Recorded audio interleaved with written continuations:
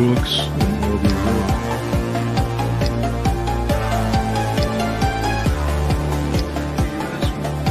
Go ahead, Whit. I mean, it could be done either way, where you're... I just...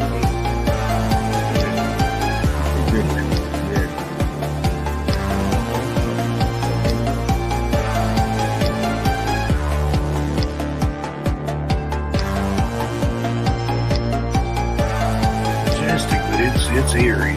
50s, so they're very old, but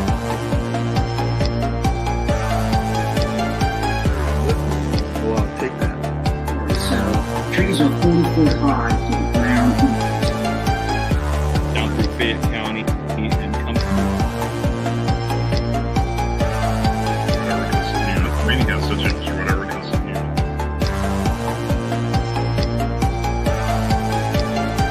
They're focusing on EVPs. The eyes of a cat. Who knows what that? witch doctor. Usually they're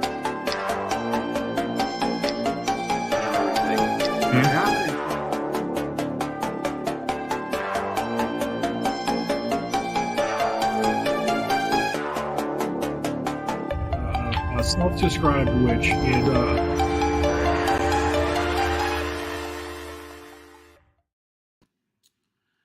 Hey, folks, good evening, and welcome to another episode of Phantoms of Monsters Radio, where we explore the strange and the unexplained. I'm your host, Lon Strickler, and thanks for joining me. Now, if you enjoy our content, please subscribe, like, and share our presentations, and please feel free to place a comment as well. The Super Chat is active during the show, so please show your support for Phantoms of Monsters Radio by clicking the dollar icon underneath the chat. You can also use Super Thanks or Buy Me a Coffee, the link that our banner that's posted on the website. Your consideration is very much needed and appreciated. So tonight, we've got a Malevolent Haunting Roundtable. And our guests include Dave Spinks, who has been investigating and researching the supernatural since 1986.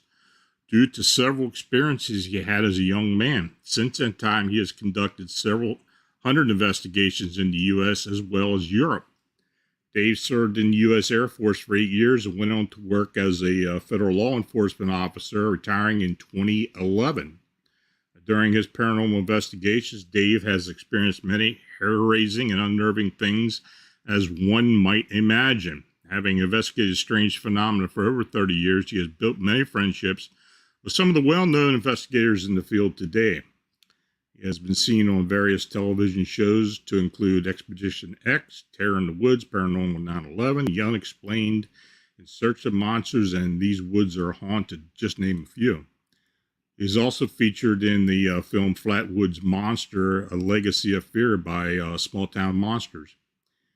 He has been a featured guest on hundreds of paranormal-related radio shows and podcasts. Dave is often featured guest speaker at paranormal conferences around the country.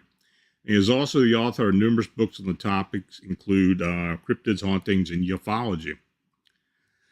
And co-founding and leading Entity Seeker Paranormal Research and Teaching since 2003, Morgan Knudsen's experiences and knowledge have led to researching and co-creating a unique investigative program called Teaching the Living, and subsequently has been featured and hosted numerous specials, live presentations, and TV shows on the Discovery Channel, A Haunting, T&E, Destination America, the Travel Channel, CBS, among many, as well as Coast to Coast AM. Now, Morgan's programs are now practiced in 3 different countries and are part of the numerous social work and psychological secondary education courses in Canada. She is also a regular contributor to the #1 magazine in UK, Haunted Magazine. Her work has been presented at the Rhine Research Institute, and her book, Teaching the Living, Heartbreak to Happiness in the Haunted Home, is now available. And Richard Moschella is a paranormal investigator, intuitive, and writer from Morris County, New Jersey. He is the owner and team leader of the New Jersey Paranormal Project, an organization he founded back in 2007. His goal was to research and investigate spirit. Through the New Jersey Paranormal Project, he has gotten to work on with some of the best experts in the paranormal field, spiritualists, and mediums. The New Jersey Paranormal Project can be seen on YouTube, and anyone can view the case files and be part of the investigation. Richard is also a writer, author, and lecturer. His latest book is titled Case Files of the Paranormal, and his website can be found at richardmoschella.com. So, folks, thanks for joining me this evening. Hey, it's good to see everybody. For having me. Thank you for having me, Lon and guys. Thank Good you. to see you all. Before we get started, we're kind of keeping an eye on this UFO or whatever the hell gets shot down over the USAF got shot down over Alaska today. And I think Morgan's got the feed, so if we get any updates, she'll give us a news flash. It's kind of a crazy story. I got it up there, and it's like, yeah, itching for an update. So if it happens, well, I mean, we'll know real time. There you they go. kind of left us hanging the whole day. I mean, that thing came out today, and then the Pentagon. First, they had the admiral came in at the White House and said a few things, answered a few questions. Then they went to the Pentagon, and the generals there started answering questions. But I don't know. Answering questions is not really the operative word for this. They kind of kept it. I don't know. And it was you fine. knew something. Yeah, you knew something was going on, but they weren't even talking about it. So I don't know. It's. I don't believe it was a balloon. It seemed like some craft or something was up there that they don't really know what to say about it. Over 40,000 feet up, very high altitude. So Yeah. that's strange. Yeah. Well, it makes you wonder how long it had been there as well. I mean, considering what happened recently with the balloon, we hear about it being shot down, but how long was it actually there before they decided that was a good idea? I don't know. Yeah. I mean, Dave, you've been in the service. What do you think about it? It sounds like to me as a cover story for something. Something definitely went on. We know that, but Yeah. typically in these situations, numerous people probably saw this thing as well, so they had to come up with something right away to just kind of quell the people down. We'll probably never know, like we were talking before the show, what really happened. We probably will never know. They only know what they want us to know. They're only going to tell us what they want us to tell us. So, that's just how it goes with these things. It could run the gambit on anything. I mean, it could be some kind of top secret project that went awry and they had to shoot it down. It could have been who knows what. I mean, you can go down the rabbit hole all you want. That's why I told people on my post today, just sit back and pay attention, see what happens, see what they say, and don't jump to any conclusions, because that's how misinformation gets spread all over the planet. People freak out. Oh, it's aliens coming. Well, we don't know that. So just and pay attention to what they say and what they don't say. You got to read into stuff sometimes too when they're doing these Pentagon press conferences. If it's top secret, let's say hypothetical, if it was an alien craft and they shot it down, they're not going to tell us that, folks, because number one, why? They want that tech. They're going to keep it for themselves, and they're going to come up with a cover story. So, well, the newest update, and Morgan just said the newest update was that there were no humans on it. That was kind of a crazy statement to make. Right. Yeah, and that was really weird. Why would you even say that? So what was on it? Was there anything on it, or was there another living being on it? I mean, what was it? Yeah, well, like I was saying, we were talking before the show, and that's the one thing I always say to people that are you looking to be investigators or anything like that is not only, Dave, like you said, you got to read in between the lines, but also look for information that wasn't asked. So, if you've got somebody that comes forward and says, well, there were no humans on board, well, that's not typically human, like our language is no one was injured, or our language is, no one was on board. It was on, whatever that is. But the human portion of that sentence was an unasked. It was an unasked question, right? So you got to wonder, like, what? Interesting. I thought it was strange too how they said this was not a flying craft. I mean, it didn't make sense. What was it then? Did they open some kind of interdimensional doorway and there was something hanging in the sky? I mean, Well, what's that going would be on? interesting. Yeah. You know? You know, I wouldn't put it past anything anymore.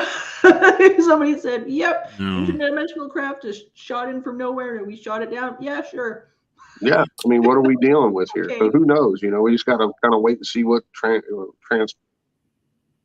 Well, you know, I've got friends and family that have been in the Air Force, and you know, but I talked to someone today who I asked about it. I said, "Well, what, you know, the area where they were," and he used to be, he was a full colonel in USAF, but he retired. And I asked him, and he told me, he said, "Well, you know, Harp was up there where this That's what I thing was was just shot gonna down say. at." And I thought, well, that's interesting. I didn't really realize it was up there, but and he said, well, he said that Alaska, and this is what he told me, Alaska has 26 defensive radar stations, and there's several up there along that Arctic coast. So who knows? He's not lying. Yeah. You know, that's a primary jumping off point, you know, to guard from Russian bombers and missiles and there. That's why they have so much Exactly. radar up there. So I mean, it's basically just across a small point in the ocean where Russia is from us. So. That's the quickest route to Russia, and that's where the Alaskan Air Command is stationed at, right up there along the Arctic Sea. So yeah, it's NORCOM. Yeah. So who knows? Well, anyway, we're here to talk about. We'll get updates if something comes up, but we're here to talk about malevolent hauntings. Now, each of us have been involved with the paranormal and cases and investigations, and we may have actually some of us may have actually had some malevolency in you know, personally. But I'm going to go around the horn here, and I'm going to ask you all which you know, what have you experienced in the past, and either cases or personally. I'll start with Dave. Well, I mean, doing this for so long, guys, I mean, I've had quite a few hair-raising, like I say in my bio. I've had some pretty hair-raising experiences. I've been attacked by unseen things several times. I actually had my arm fractured. I can't say it was not coincidence because of what all transpired. At another location, I had something smack me on the head, so to speak, and I actually had a knot come up and I was bleeding. And that was witnessed by numerous people. And that's during investigations. During my young life, I had a couple of paranormal experiences that we've talked about on your show before that set me on my journey into the paranormal, if you will. Mm-hmm. But yeah, you know, two very distinct things. I wrote a book about both of them, but the Wicked 46 house that I dubbed it the Wicked 46 house. It's in Pennsylvania. It's a case that I was a part of, a team of people that went into this notorious haunted house that had ties to the Warrens from the early 80s and everything. And we actually lived in it 24/7 for over 30 days just to investigate it, to immerse ourselves into that situation. And went back 3 more times for 2 more weeks at a time and had some really bad stuff happen. I had an attachment from it after spending that much time in there where my personal life went completely upside down. I went financially ruined. I was having health problems. I was having these horrible nightmares where every night this dark cloud was around me and these black arms would reach out and like physically try to grab me. And every night it seemed as if they got closer, in my dream.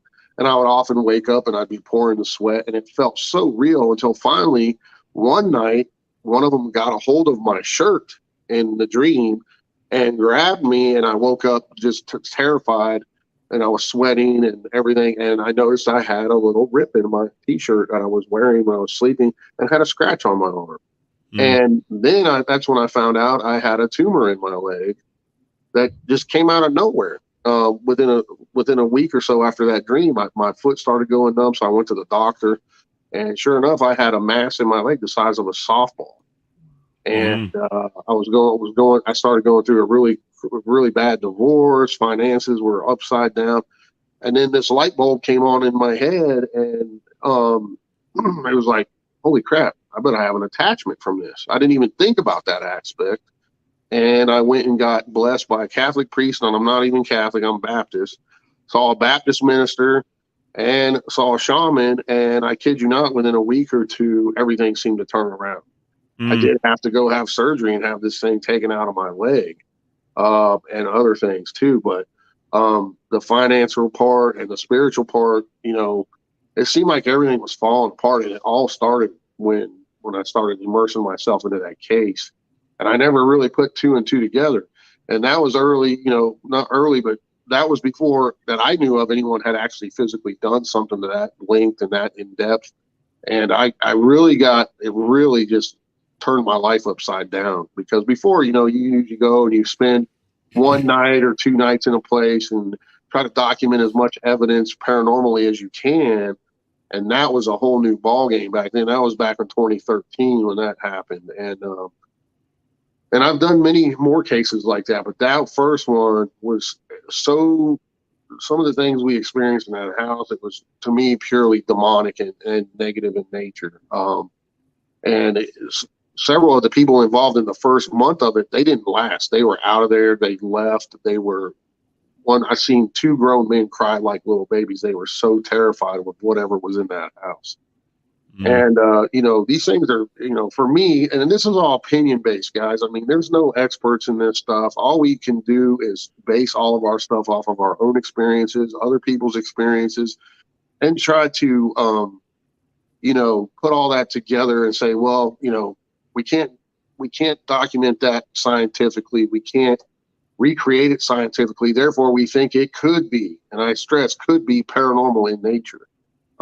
So when you delve into this stuff, you realize, for me personally, I know there's negative spirits, evil entities, whatever name you want to use, demonic, they're out there, and there's spirits all around us all the time, in my personal opinion. But there are very negative ones out there too. What exactly they are, I'm not going to say. I just know what my opinion is. And it's all based off of our cultural beliefs, how we've been raised, so I can't tell Joe Blow over here that his way is wrong when I don't even know his way, so it's all based off of personal opinions and experiences for me. I've had many things that I've written about that were negative in nature. When you go out and look for this stuff, you do experience bad stuff. I mean, that's just the nature of the game. Oh, it's going to find you. The more you look, the odds are, guess what? You're going to find it. Absolutely. How about you, Morgan? What can you tell us?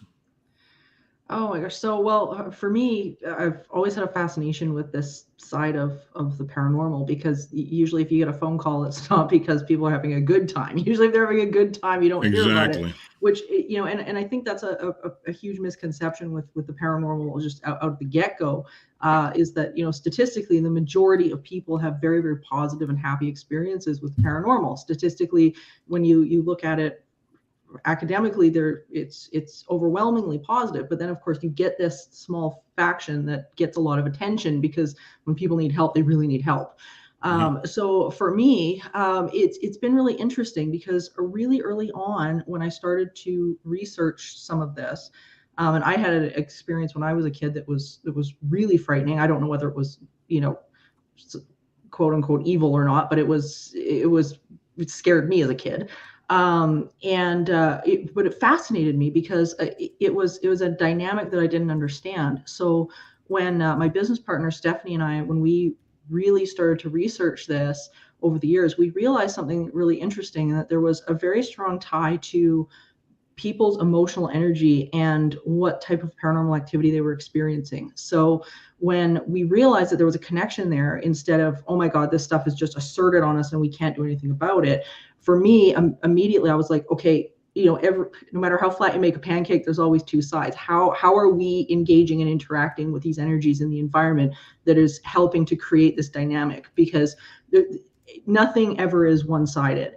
So what we realized very early was that when you looked at studies where places, say for example, like designated blue zones and things like that, where people were really prioritizing like healthy relationships and joy and things like that, the people in these communities weren't having these same experiences as the people who were in, like, even in the West here. Like, we're stressed, we don't process negative emotion well.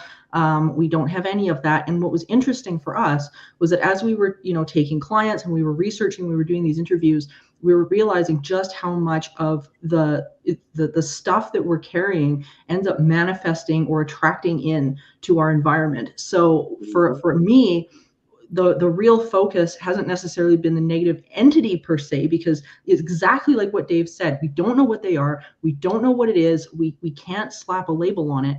But the one thing we can look at is the human dynamic, that the interactions that are going on. So that was where my focus was, and that's where my book Teaching the Living actually came from, was that idea. And parapsychologically, when you go back into the literature, people like Dr. William Roll, Dr. Scott Rogo, a lot of the big names in parapsychology really tied this in early on to this emotional energy side of it, almost as a form of psychokinesis, where they're manifesting these like intelligences, almost like where the thought becomes the thinker. And these things they exist and they're intelligent and they seem to interact. What they are, we don't know, but there's hands down a very close connection to the people and what they're experiencing, and trauma and all of that all kind of rolled into one. So for me, that's how I come at this. And like Dave, I've had some pretty crazy experiences too. So it's fascinating. That's probably the most interesting thing about all of this, is how each investigator or each person who's involved with this approaches it, because nobody's the same. I mean, it's always different. Yeah. I mean, like me, for instance, it's more of an intuitive thing but of course I'm going to talk to the people, even if it's remotely, or, I'm going to talk to them and work on them. And listen to them and have them tell me what's going on. But, it is interesting how people, each person describes it. How about you, Richard? Yeah, I got a phone call, and it was from a bar, and the bar is in this location where it used to be an old hotel from the 1800s. And they said there was a lot of activity that was being caught on cameras, and it looked like shadows. So I went in with the team that I assembled, and we go into the bar and we start to document, the areas of the bar that we are picking up the activity at. We brought a medium with us, and the activity was coming from where a stairwell goes up to the second and third floor. And I asked the owner of the bar, I go, well, what's up on these floors?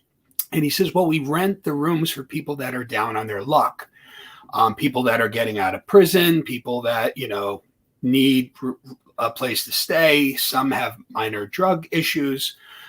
So all of a sudden I'm like, wow, you're experiencing these shadow entities at this section of the bar, and they're going up the stairwell, and people are experiencing these shadows as they're coming and going from the second and from the third floor, coming down into the bar. We had some REM pods that went off with intelligent questions, asking them to step forward, ask them to step away. So we go upstairs, and I want to go into the hallways where people are saying they're having these interactions with these shadow beings. So we set up cameras, and in one of the cameras, I think I sent the picture to Vincent. In one of the camera shots that we got, we have it looks like a shadowy mass in back of a door, and my team are all in the room, and I took a burst of photos, and it only appeared in one of the photos. And you could actually see the light coming in from the doorway, and it's lighting up. It almost looks to be like a shoulder. That's actually another shadow that I took right at my home. I woke up at 3:30 in the morning, and there it is. And you can see this is the second floor. This is one of the rooms where the residents live, and they report seeing a shadow person. Mm. And people that live in this place are saying that they feel oppressed. They feel, upset at times, anger, very easily triggered. Even the people that are going to the bar are saying that, it doesn't make them feel right. The workers even say sometimes they feel like it follows them home, and it takes a day or so for it to go away, and it follows them into their home. So malevolent, it's definitely something that isn't positive, right? So we can agree that there's this negative vibe that's happening in this location, which makes sense. I mean, this isn't an Applebee's. So this is a bar where people are going that are already, maybe drinking away problems. And you could figure negative attracts negative if, positive, negative. So if negative energy is attracting negative energies, this would be a prime place for a malevolent spirit or shadow person, whatever they may be, slipping out of another realm into this realm or to cause havoc in people's lives. This would be an optimal place to do that. You have a bar, and then on the 2 floors, you have people that are going through their own turmoil and searching for God, searching for, whatever it may be. So I think that's a perfect storm for this kind of activity to move into a location, if that makes any sense. And that seems to be the overwhelming theme about these hauntings is a lot of times it has to do with the actual humans, the living. I mean, you got dysfunction, you got something going on there where it's attracting all this negative energy. I mean, that where it's attracting this entity that's drawn to this negative energy, it feeds upon it. We've heard about the shadow people and all that, these probably are not human spirit or former human spirit. They come from somewhere else. Who knows what they are? But it seems like a lot of this malevolency is attracted to dysfunction or sickness or kids or, any number of things that just crop up during life. And people, I have, I've been attacked. I've been psychically attacked during remote sessions. I was in the middle of a remote viewing, and I literally had a laceration form from my sternum down to my belly button. I mean, it opened right up. I didn't feel it at first, but I did later. And then I knew something was going on. I got attacked at a case I did on Prince Edward Island remotely, where I had bruised ribs. Wow. I mean, I literally had to go to the doctor and get myself tightened up so I could breathe. That's that kind of stuff. And, I haven't had a whole lot happen to me in person, though I have had a few things. But I don't know if it's about the remote sessions and such, where these things are just able to come through somehow and attack you. Can I say something on that about? Sure. Mm-hmm. So I thought it was interesting. Richard brought up a bar, because spiritually, I'm on the side of, they don't call it spirits at the bar for no reason, right? So, think about this, and this is just opinion oriented, okay? Right. So, I'm a firm believer, and it relates to what Morgan said too, that negative spirits or energies, whatever term you want to use, they use cracks in people to get a foothold, so to speak, whether they're an alcoholic, a drug addict, or they just have regular turmoil in their life, whatever it could be. And this is more on the spiritual side of things, okay? So this is a totally opinion oriented for me, because I've seen it happen over and over again. A lot of times in these negative hauntings, quotation marks, negative cases, people do have a lot of strife, and people that are alcoholics or they have drug addiction or they have mental illness of some sort, these spirits, in my opinion, can gain a foothold by utilizing those cracks. Even grief, someone close to you dies and you have all that internal grief. They use that. They can use that. They can gain a foothold, because if you are religious in any Christian manner, the sole purpose of demonic entities is to what? Kill you and gain your soul, correct? No matter what it takes, that is what their soul mission is, okay? A lot of people get that little nudge they need by something negative to commit suicide. because they're dealing with all this strife and turmoil in their life, whatever it may be. But how do we explain the ones that show no ideation of suicide, no negative strife in their life? They're happy-go-lucky. Next thing you know, next day they off themselves. So, there's all different ways to look at this stuff. There's a thing called a tulpa. I'm sure you guys have heard of that, where we can manifest. I'm a firm believer that we only use a tiny percentage of our brain. I think in each and every one of us as human beings, we have a totally unlocked, unused piece of our brain that we can do some amazing things with. And I've seen it, and I know you guys have seen cases too where people are capable of moving very heavy objects with their mind, and levitating and everything else. But when you talk about tulpas and you use that mindset that we are capable of manifesting, just like Morgan said, negative type energies just with our thought process, I believe that is real as well. Yeah, well, you're talking and I about think it's like the basically a collective poltergeist. consciousness, right? If enough people concentrate on something, it will physically manifest into something. Now, what's to say demonic entities or spirits cannot utilize that negative energy to manifest? So, there's a lot of ways you can go down the rabbit hole with this stuff. I mean, we just don't know enough about it to say one way or the other. That's why we're all doing what we're doing, because it is some of man's greatest unanswered questions. What happens to us when we die? Are there spirits walking among us? Yes, there is. And yes. And we don't know what they are, so, it's fascinating stuff. And, I think these type of discussions are very important for us to have as investigators. It doesn't matter what side of the pond you come from. It doesn't matter what your belief system is, because all that information is very important to come together and talk about it. That's knowledge is power. And the more knowledge we have, the more experiences we share, then we can start, making up some ideations and possible outcomes of these scenarios. When I get called into a case, it's gotten to the point where it's not good, and I know that. I mean, from what you describe, basically the tulpa or thought form manifestation, that poltergeist cases are just ridiculous.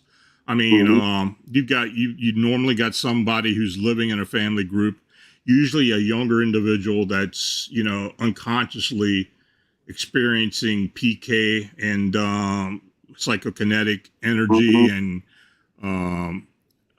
something that reacts like a spirit or is actually unconsciously manifested by this certain person. And it could be a lot of different things. People talk about kids going through puberty or raging hormones or and I have found most of the times it has to do with dysfunction and where there's problems in the family. And it just seems that, the person kind of holds up and all of a sudden their mind is manifesting all this energy. And many times it'll attach itself to an entity that's already there. I have seen that. So, this is, the mind, the human mind, if we ever get to the point where we start understanding the human mind to the degree that we believe or what it actually improved at what it actually can do, we might start getting some answers. I don't know if we will or not, but there's something there. There's something about that. Morgan, what do you think about it? Yeah, I mean, I think the biggest question, no matter what angle anybody takes about this subject matter, is it really comes down to understanding consciousness and what is it, where is it coming from, how does it manifest? And we know from multiple experiments, including things like the Philip experiment and stuff like that, that we absolutely can manifest like working energies with our attention. We know we can create it. And interestingly enough, what they've discovered is that you can't actually, once this consciousness is developed outside of the person, that consciousness can't act or think or answer outside of the person's knowledge, which is always really interesting. So you can ask it questions, but if you've got the wrong information, so will it. So there's some really interesting studies that have been done over the years on the idea that we are actually manifesting these entities. And like, I've definitely leaned completely to that side at this point, because I think there's a plethora of evidence that have been tested that you can replicate. The Philip experiment was a great example of that, because it was replicable in studies. And it was really interesting. So it's really interesting, because, you know, when Dave hit on such a great point, is that the human mind is phenomenal, and we know very little about its capabilities, because often when we look at the model of how we view things, whether it be through, you know, materialism, because very much like the medical system and biology is very materialistic based, where we're hitting a point now where we have to reevaluate that. We have to reevaluate the idea that consciousness is actually comes before that. And so right now we've got this model of the brain where we think, okay, the brain is generating consciousness, all these neurons fire, and then bam, we can interpret our environment. And what they're realizing now is that that model is likely wrong, and that what's happening is that the brain is like translation devices, translating consciousness just in the same way our tongues translate taste, our eyes translate light. Our eyes don't generate the pictures around us. Our eyes just translate the pictures around us, and then our brain interprets it. And they're starting to realize now that our brain might be acting in that exact way, where it's actually interpreting this consciousness. And if that's the case, then everything that we're talking about here tonight, like the idea that, you know, our negative focus can manifest an intelligence that is separate from us, begins to make a whole lot more sense. When you don't need the brain to actually have that consciousness there, then, you know, you can start to build a case for things like life after death, or, you know, negative entities that are manifested on their own, and stuff like that. So it's pretty interesting. Yeah, I know you've worked with some parapsychologists before, and of course that Philip experiment up in Toronto in 1972. That was kind of the nexus of all this, where people really just started understanding that, hey, you know, you talk about poltergeist, you talk about mind manifestations, and how, you know, PK and all that, and that experiment. And I suggest people go and search the Philip experiment, definitely, and read about it. And it's intriguing. It's a cornerstone to parapsychology, and it's interesting because a lot of Canadian parapsychology isn't looked at, which is a shame, because a lot of it, the stuff that has happened here, my great grandfather was a cornerstone of Canadian parapsychology, and there was so much that occurred here, that case specifically, where it really does alter how you look at cases going forward. And once you can realize that it's like, you know, if you can get yourself out of that sort of place where, you know, okay, well, it's just ghosts and goblins and stuff running around, and you can start to move into the idea of, wait a minute, like, we have a play in what's happening here. We have a position, we have a role, we have an influence, we have all of that. And to me, that's where it gets really cool, because you've got these intelligences out there that absolutely, in my opinion, exist. And, you know, you can interact with them, and you can do it, but at the same time, it's like, to think that we have a role in that is not only fascinating, but it's also really empowering.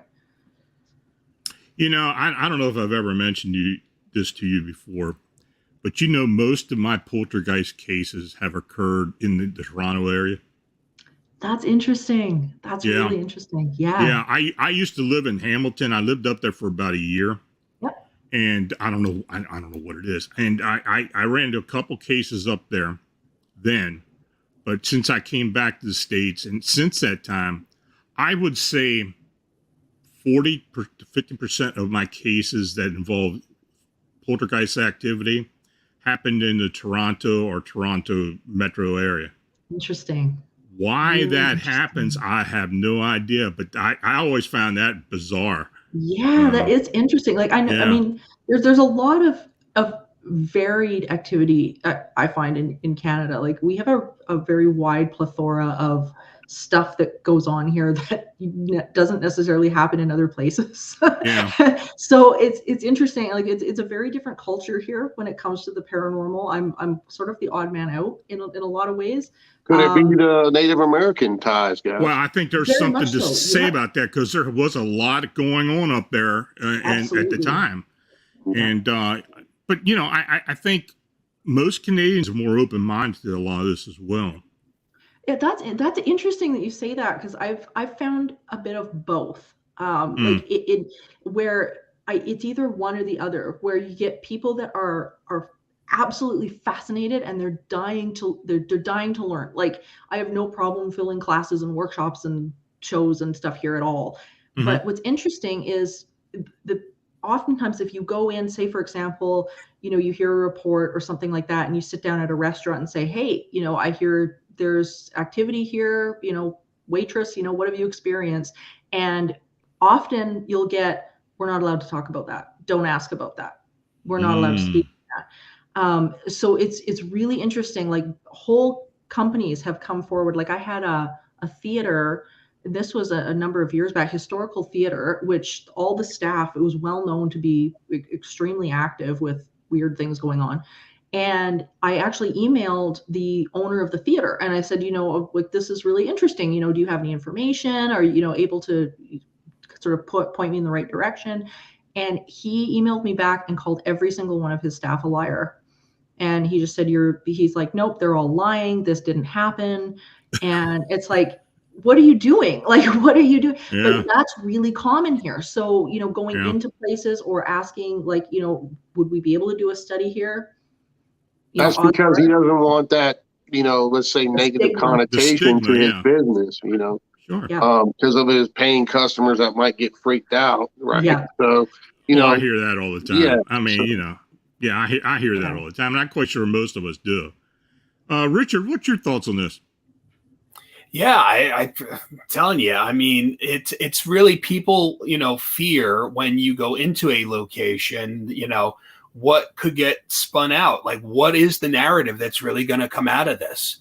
So even if you're starting to talk about the negative effects and stuff, there's going to be a filter on it from the person that's allowing you in there.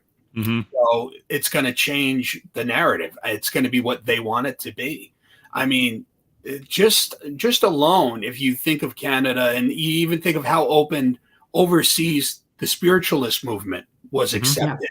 I mean, you go overseas, everybody wants to talk about communicating with, the dead and life after death.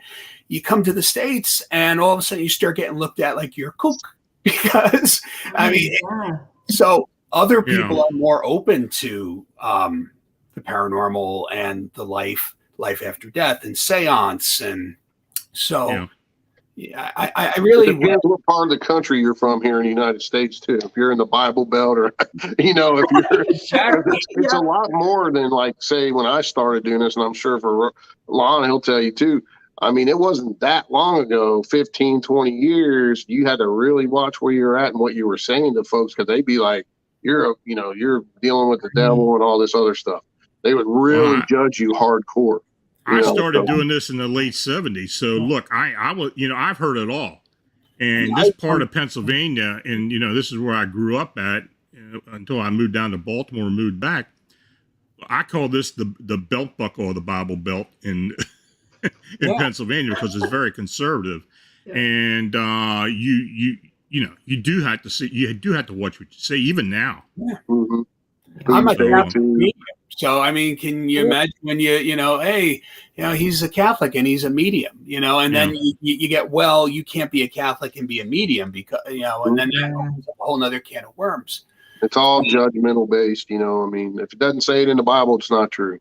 And that's what we deal with, and that's unfortunate. But, I always, when I have heated discussions with ministers and priests and other people that don't want to hear anything else but what's in the Bible, I always throw them for a loop. You know what I tell them? I said, what's the greatest ghost story ever told? And they're like, what? What are you talking about? I said, what's the greatest ghost story ever told? The resurrection of Jesus Christ, the Holy Ghost. And they're like, whoa, that makes sense, and I'm like, well, think about it. You got to have an open mind, guys, so. And that's why I really, I identify more with the spiritualist way of thinking, because, they open the floor up at the end of every service for a spirit to come through and bring messages to, their loved one. They're eliminating the middle guy, and you're not allowed to talk to them because that's just no. But when you're a spiritualist and you go to these services, it's beautiful when people are going through such hard moments in their lives and their loved ones are coming through, to let them know that there is that continuity and that they are there for them, and they're, answering things that their consciousness thought while they walked into that church service. So that just shows you how our consciousness is even connecting with spirits. So it's beautiful. And I wish more people, when I start talking about it, they're like, spiritualist what? And I, have to tell them, well, there's there's a spiritualist church here. There's one in your town, and they have no idea about this. Mm-hmm. So, and that's why I love when you start going overseas and you start reading, the mediumship that's coming out of England and, just Europe itself. It's just amazing.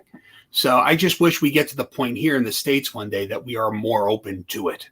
I tell you what fascinates me, guys. So you guys know I own a notorious haunted location called Willow's Weep, right? So when it comes down to malevolent, negative type hauntings, so what fascinates me, and we're talking about energies and what the human mind can be capable of possibly doing. So what do you make of when you have a location? Okay, my house was built in 1890, and no one's physically lived in that house. Oh, it's been 11, 12, 13 years now. No one's physically lived in that house. And there's no electric in the house. I pulled it all. So there's no false EMF readings or anything like that. And you still have unexplained activity going on inside the house. So are we saying first thing that, I think is the land? That's the first thing I'm thinking of. So that, obviously that kind of takes away a little bit what we've talked about of the human mind manifesting energy, but does that energy linger on? And I'm a big energy guy.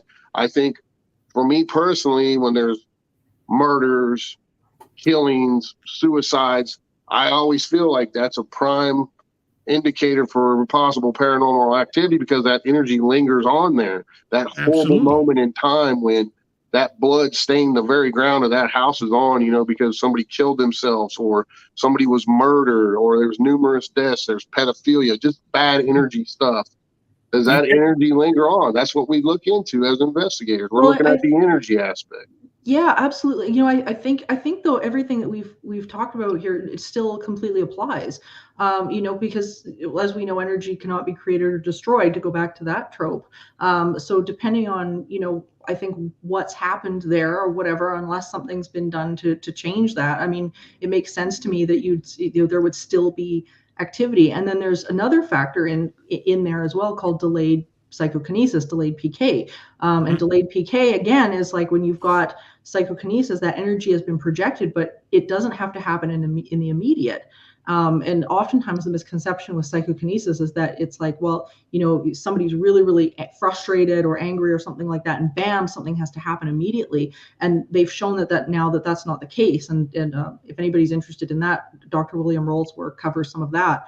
But that's very interesting. Isn't it wild? Yeah. So they've found that you can have that fit, and then I don't know, like a day later, say for example, all of a sudden a dish explodes, or something like that, and they found this sort of delayed PK. So it makes you wonder, just how, number one, how long that can go on for, which they don't have an answer for, but also I think when we're talking about the land, like Dave, you brought up that, and Lon, you've mentioned that as well. There's so much now that they're starting to connect even geologically to some of this stuff. Like I know in both in Edmonton and in Gettysburg, the battlefield as well, they're starting to look at quartz beds that are underneath, and pressure that's coming off these quartz beds and things like that, that's projecting like weird stuff, and the tie from that into things like residual energy and whatnot. So you'd want to turn around and I don't know, do a deep dive even geologically on what's going on. Well, we know crystals hold energy and store information. We know it. They're in all of our cell phones, our TVs, and everything else now. So if you have a hotbed like in Gettysburg full of quartz crystal, odds are that energy is stored, and how does it get released? We don't know. It's just like when someone moves into a haunted house, they start remodeling, and all of a sudden they had no activity. They start remodeling, and all of a sudden the activity goes off the chain. What is the precursor to causing that energy to release? So it's fascinating stuff. that kind of ties in with what's been going on here. I mean, I live 12 miles from the battlefield, from Gettysburg Battlefield. I'm on the battlefield a lot. So I talked to a lot of people who work there, a lot of the people who, and now they've been doing construction work around Little Round Top. They're redoing the whole area. It's like a 1.5-year project.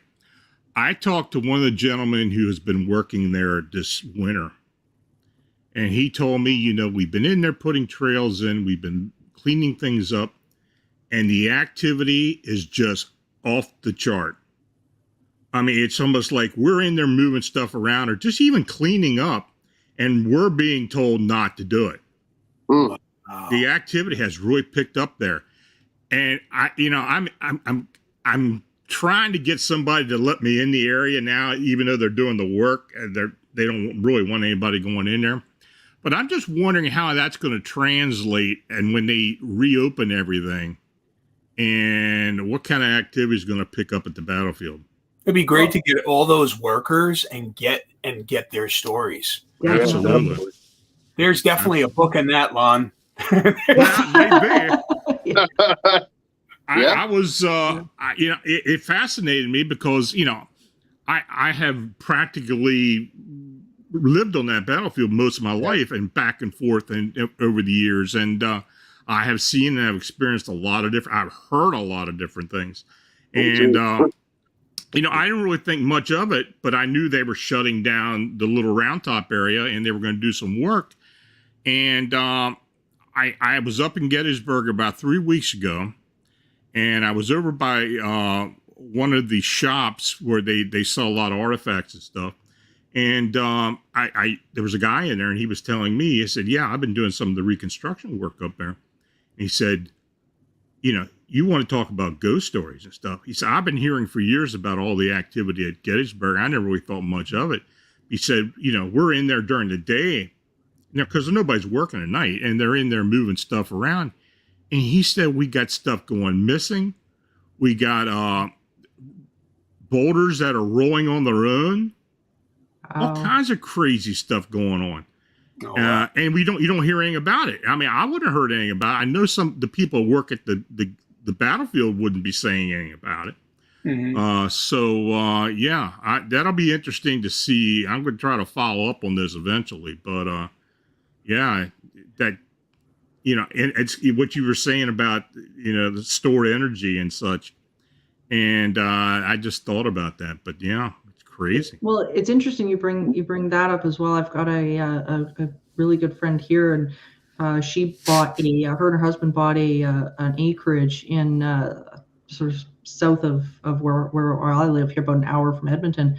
And it was interesting because they bought the land, and the land was completely treed, everything. And they were like, no, we really, really want to put our house here, like right in the middle of the trees, a beautiful area and whatever. Oh, my podcast. Thank you, Vincent. And what was so fascinating was, like, they had no idea about the property, nothing like that. And when they started to dig, is exactly what you were saying started to happen. Everything went haywire. And I mean, they were digging a foundation for a house. I mean, it was like no small job. And the first night that they moved in to the house, nonstop activity from beginning to end. And it hasn't stopped. Like, it's been really a phenomenal journey to be with and they're wonderful people. But it's been a very fascinating journey to work on their property. And what they found was that whenever they would disturb the land or dig pull something out or whatever, they would plant a tree. They would return something to it, and the activity would settle right down. Like an offering. Yeah. Yeah, that's so interesting. Yeah. Isn't that interesting? Yeah, so that's what they started to do, was every time they're like, okay, we're going to dig a garden, but we're going to put something in. And that seemed to really, really balance things out. Like, it's almost as if the property itself had a consciousness.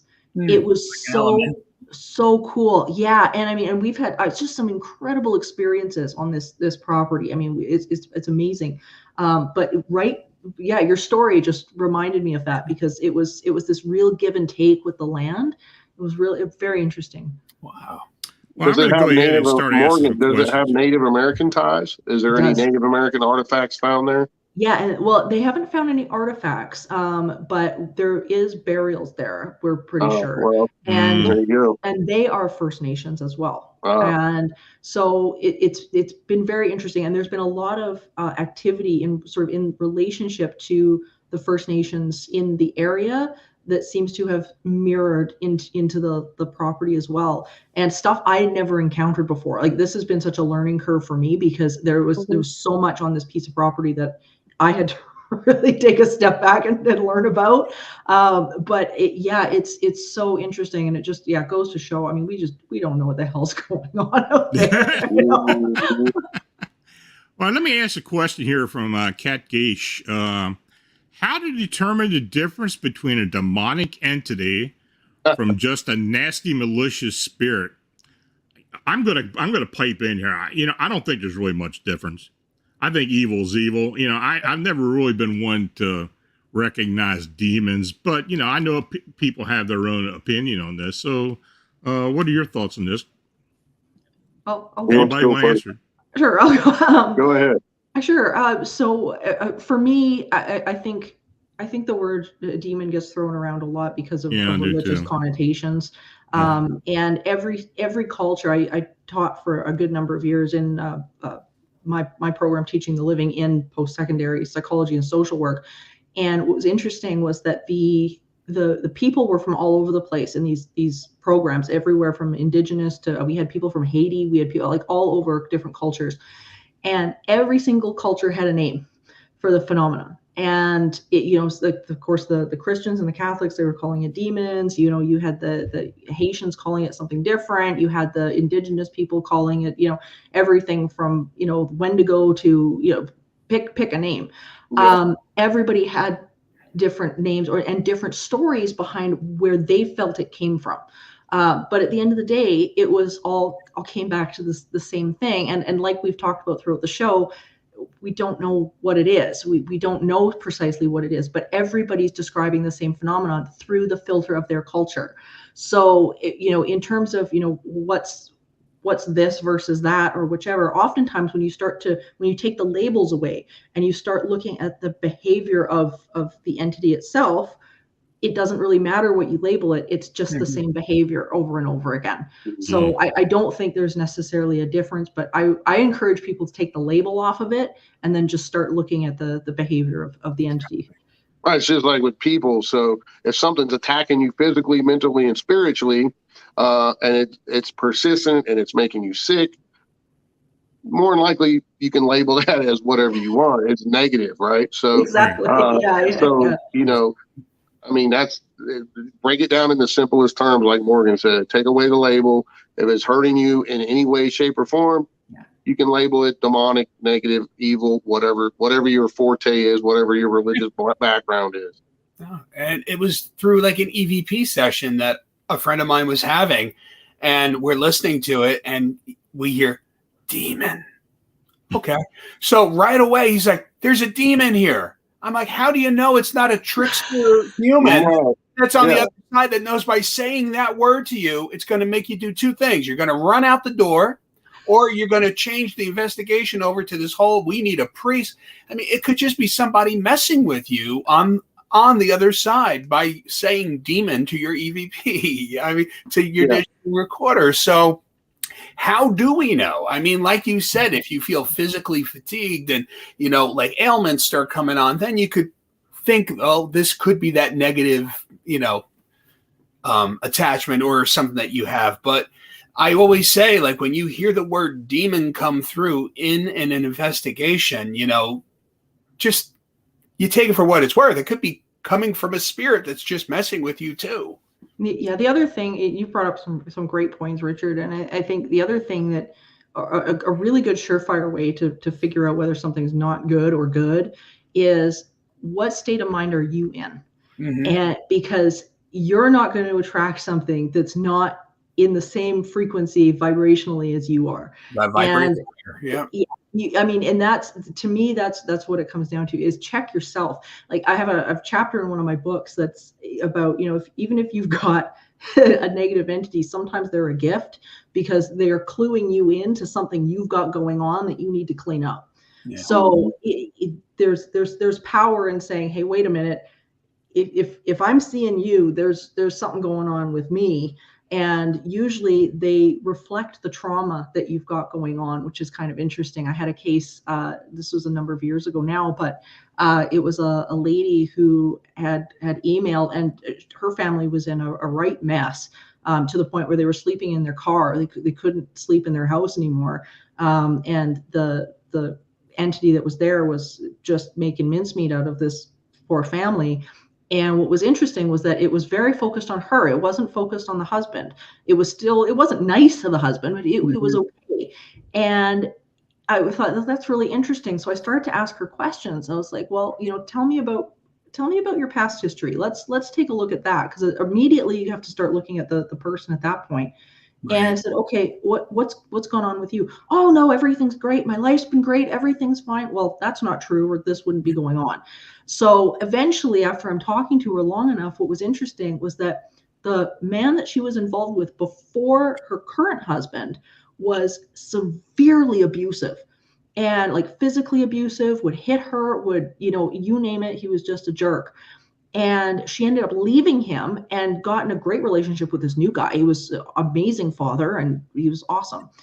But she hadn't cleaned up anything that she had happened to her before. So she's dragging that baggage into the new relationship. And that's why she was saying, oh, my life's great, complete just denial, like push it down, push it down.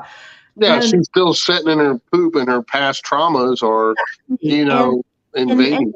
Is mirroring the abuse. So she moved from one abuser to the next abuser, and she hadn't cleaned up. So we, I had told her at that point, I said, you got to get your stuff together. You got to get yourself cleaned up. And I said, this will go away. Yeah, this will go away. You got to heal this stuff. And she did. And it, it's, of course, it started to dissipate, but it was one of those things where, so that would be another way that I would tell people, if you've got something like that going on, check yourself. It's a key. Yeah, they say that the low vibration entities and energies cannot exist in high vibrational people. Bingo. And I believe that 100%. I have found that that's really the only way to deal with poltergeist is basically you can't go in there as an investigator or someone who's going to think they're going to clear something. You got to talk to the person where this is coming from and get them and get the people around them to clean up their act. Big time. And this thing is going to move on because it has nothing to feed upon. I just wanted to say one more thing. I've always found it fascinating, and I've done this a couple times. Say the word demon in front of a clergyman or a priest and see how they react. They don't want to talk to you. I mean, it's like that's it. That's it. I mean, they don't want to talk anymore. Yeah. I mean, I have always found that funny, but I've controlled myself. I didn't laugh at him or anything, but I just found it fascinating. We got another question here. This is Vincent.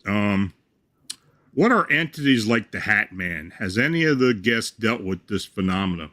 That's a tulpa. Oh, yeah. I think. Slender Man's a tulpa. Yeah. Slender Man's definitely a tulpa. Hat Man may be a tulpa. We don't know, but well, the Hat Man thing is so strange too. Like the history behind that and I wrote an article for Haunted Magazine on Hat Man, and what I found really fascinating about this was how it spanned so many different cultures, and that it was linked to I can't remember now. Of course, the name of the disorder has gone out one ear and out the other, but it was linked to a sleep disorder. Yeah. And it was so interesting to me because it was primarily in one particular culture, and it sort of got drug over, it seemed, with that particular culture.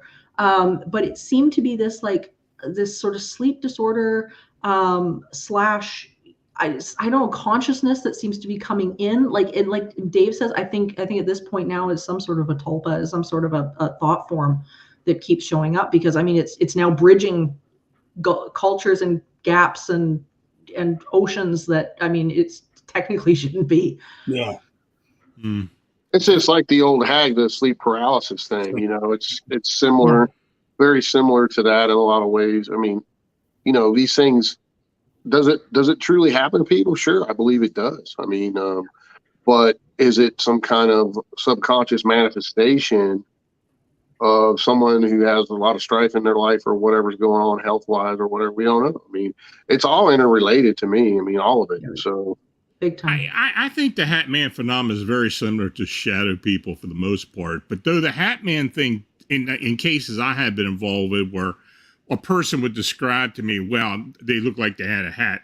A lot of times they have the glowing eyes, or they've got another being with them, or they've got something else going on.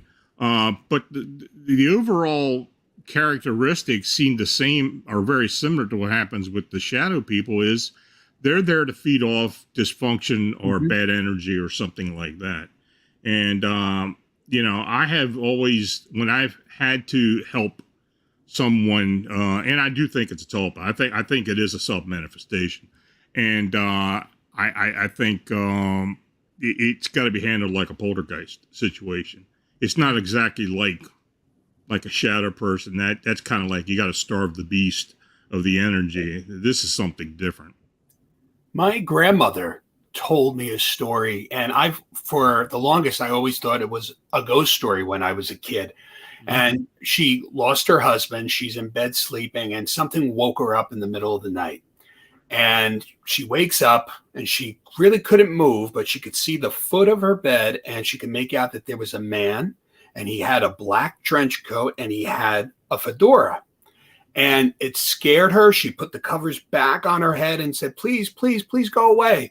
And when she put the covers back down, what was ever at the foot of her bed was gone. So that makes you think too, she was going through the loss of her husband, maybe, the energy. I mean, it was very interesting though. Yeah. Like I said, it's one of those grief situations that those entities or energies try to manipulate and take advantage of. That's what I feel when those type of situations happen. Yeah. And she, like said, it was a split second. She saw him. She put the covers back over her head, and then it was gone. And she remembered it as clear as day, up until the point that when she passed away, she would always tell, the story over again. And, as I got older and I knew what shadow people were, and then I learned about the Hat Man, I'm like, wow, this is more that than this. Well, and there's weird ties in, again, like we were talking about cultures, like these interesting ties with the Hat Man culturally as well, like people creating the stories about what they think that these things might be. Like I did an episode of this on my podcast, Supernatural Circumstances, where I had a guest on who was very religious and firmly believed that no, this had to be the devil. This was something like, so it's interesting how, like we've mentioned before, that there's sort of these different cultural takes on, well, this is what this is, and often related. Oh, thank you, Vincent.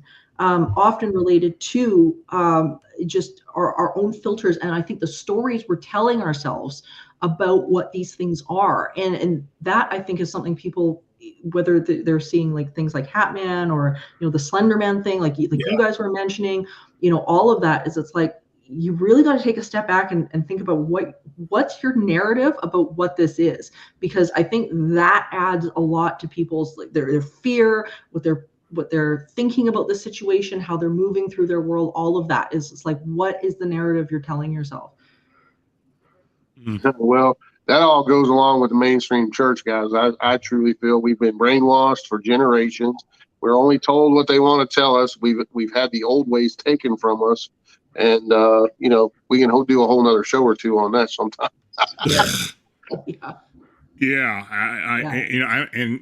I kind of hesitate to even talk about that sometimes. Every once in a while, I will talk about,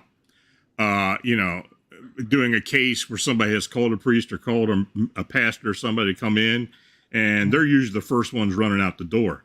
Yeah.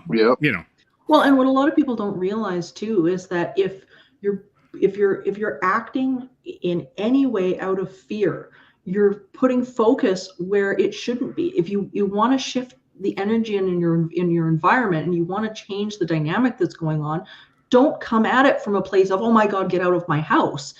Come at it from a place of appreciation, of joy, of positive aspects of get yourself into the good energy first, and then start to shift what you're doing. But if you're coming at this as, oh my God, fear and terror and whatnot, and, you're trying to use, somebody else's belief system to cure the problem, whatever, this is not going to work. It's just not going to work. So I think a lot of the time, like you were mentioning, Dave, you mentioned the church, people think that they've got this monopoly on paranormal activity. Like you have to have the priest come in and do the thing, and there's this whole thing, and it's like it's like, no, there's a million ways. Whatever makes you feel good, whatever brings you joy, do 100%. That.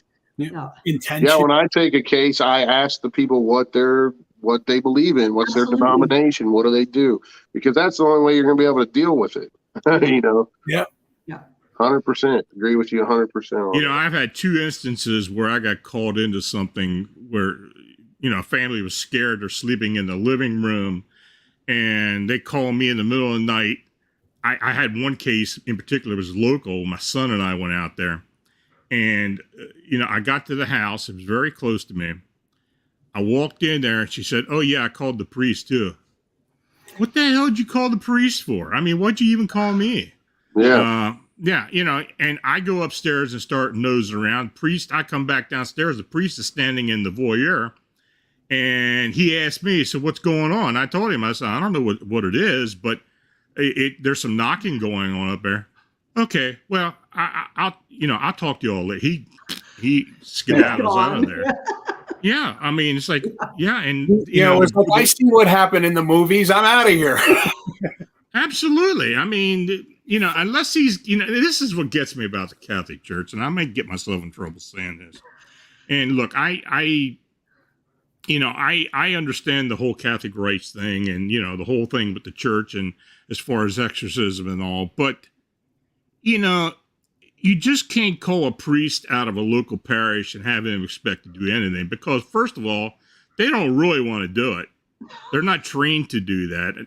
I am glad now that, especially here in the United States, that they're actually training priests to do this or to recognize what's going on.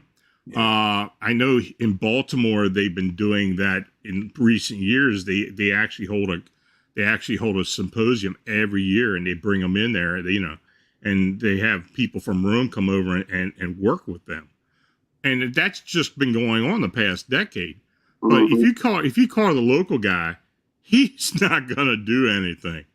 No, they won't even help people if they're not active in the church either. Well, that's true too. If you're not active, you might as well not even call them, because they won't come and help you.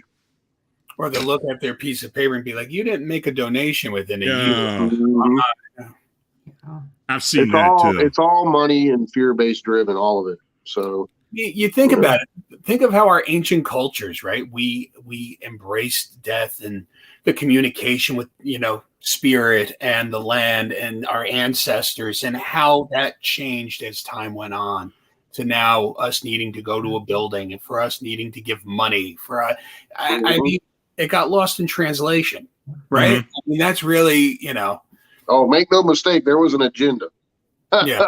From way back. Mm-hmm. Well, I got another question here I'm going to ask before we wrap it up here. This is from Tracy Hall. Do any of you have suggestions for dealing with sleep paralysis? Yeah, go to a doctor.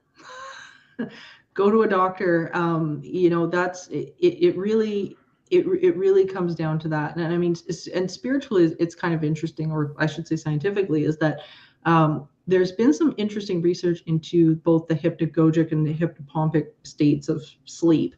The hypnagogic being when you're going into sleep, the hypnopompic becoming when you're coming out of sleep, and you're kind of in that hazy space. And they're realizing now that it's becoming very difficult to tell what is actually hallucination versus what is real, and that the hallucinatory parts of the brain, which they thought were active, are now, the line is blurring a little bit. So it's sort of opening up a new door in parapsychology research right now, because it's like, well, what does that mean? Like, what are people seeing then? But when it comes to things like sleep paralysis and stuff, I think the biggest thing is don't jump to the conclusion that it's something supernatural. Like, go to the doctor, get evaluated, go to a sleep clinic and things like that, and deal with it that way. Because I think the worst thing you can do is kind of scare yourself into thinking that there's, oh my God, this is something. Because the night terrors and stuff during sleep paralysis are not like nightmares. Like they're another ball game. It's really terrifying and whatnot. So definitely, see a doctor about it. And you can always record yourself when you're sleeping too, to see what you can pick up. Yeah. And I think like energy work is huge too. I mean, if you believe in energy, I mean, I would go and have some Reiki done, and your chakras balanced. I mean, that also is huge. Whether Get a you're big reset, normal, yeah. Ground yourself, get grounded. Yeah, somebody Marla post in there about drumming helps, and I have used that in the past as well. Meditation. There's a lot of different ways of doing it. I mean, I had sleep paralysis when I was a kid, and the stuff that I was, even though I was intuitive, I didn't realize it at the time as a kid, but I was sensing and seeing all kinds of crazy stuff, especially in the middle of the night. I'd wake up and I'm just seeing this whatever was up there hovering above me. And I still don't believe it was something that was actually a manifestation. It was just my mind, an overload, But I agree with what you said, Morgan. If you do experience sleep paralysis or something to that degree, I think you should go to a doctor or seek someone who actually specializes in that. Yeah, because the last thing you want is, going to, some hobbyist or something like that and having them scare the hell out of you by saying, oh, you're getting attacked by a demon or something like that. It's like, no, get it treated, and then if you still got weird stuff going on, then work it from there, but get healthy first. Yeah. Gotta work on you. Yeah. Well, I'm going to go around the horn here, and folks, I want you to tell, let everybody know how they get in contact with you, what you got coming up, anything you want to say. I'm going to start with Dave. Okay, you can find out about me or contact me through my website, www.davespinks.paranormalinvestigator.com. It lists all the upcoming events I'll be speaking at this year, how to get my books, how to contact me via email and whatnot. So hope to see you at Dave Spinks World of Weird sometime. Come visit the store. Morgan? Okay. My one-stop shop is entityseeker.ca. And you can literally find everything there, including a link to my podcast, Supernatural Circumstances, with Mike Brown. And always have all the books. Links to the books are there. Links to the podcast. You can download the podcast on literally any platform, including iHeartRadio and Audible. Both my books are available there: The Gift of Instinct, Paranormal Lessons for an Extraordinary World, and Teaching the Living from Heartbreak to Happiness in a Haunted Home. And you can also see my shows and lectures as well, which I'm now booking for 2023. So if you want me to come and speak and do any of the theater shows and whatnot that I do, I teach with fire and all sorts of fun stuff. And you can get a hold of me there as well for that. Okay, Richard. Well, you can find me on Facebook. I'm on Instagram. I'm on TikTok. I'm on all the socials. You can find me at www.richardmoschella.com. And on there, I have my storefront. And also through there, you can book a session for my spirit art session. So, yeah, everything's on the website. So thank you. Well, folks, I appreciate you coming on with me tonight. I think we got a lot done in the hour and 15 minutes that we were on. We did talk about a lot. And, should we check the CNN feed for the? Yeah, go ahead and see the update on the UFO. Let's see one last check here. Has there been any updates on our strange UFO or UAP phenomenon? Not yet. Oh my! Well, we'll have to wait. I think they've told everybody to shut up now. So the narrative is already going to start changing. Exactly. You know, it'll be interesting to watch YouTube tonight because everybody will be on there. All the content creators will be up there putting their own take on this thing. Oh yeah. Oh yeah. You're going to It wake was like up. Roswell. The next day they said it was a weather balloon. I was 24 going hours. to say that, Dave. I was going to say you're going to wake up in the morning and it's a weather balloon. Yeah, hate it when you have to shoot down that swamp gas. It just, Yeah, I don't understand. Well, Dave, Morgan, and Richard, I want to thank you again for coming. And we'll have to do this again. I like this group. Thank We you, had Ron. we had a really good conversation. So guys- you all have a good evening. Have a good You too. rest of the week, good weekend, and we will talking soon. All right. Thanks for Hey, having guys, me. thank you all.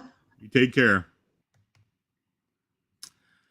Now, if you have a sighting or encounter report that you'd like to be considered for the personal report show or even on Phantoms of Monsters, please feel free to forward to me at Lon Strickler at phantomsofmonsters.com. I want to again thank David and Morgan and Richard for joining me this evening. I thought it was a really good show. And thanks to each and all of you for watching and chatting. We have a great chat room. Whatever support you can offer, please like, subscribe, and share. And let's see, next Wednesday, and we're going to have a Wednesday show with a guest. Next Wednesday, 9 p.m. Eastern, 6 p.m. Pacific, I will be joined by the Navajo investigator Brenda Harris, who has actively looked into various activity in her people's native land in the Four Corners area for several years. So this should be an interesting show. And next Friday night at 9 p.m., 6 p.m. Pacific, investigator, filmmaker, and Phantoms of Monsters Fortean research affiliate Eric Mintel will join me to discuss recent cases and upcoming projects that he and his team have planned for 2023. And stay tuned for Paranormal Life with Bernadette McDaniel with her guest podcaster Bigfoot Michigan Rob here on Phantoms of Monsters Radio at 11 p.m. Eastern. So until we meet again, stay safe and stay healthy. Thank you. Good night.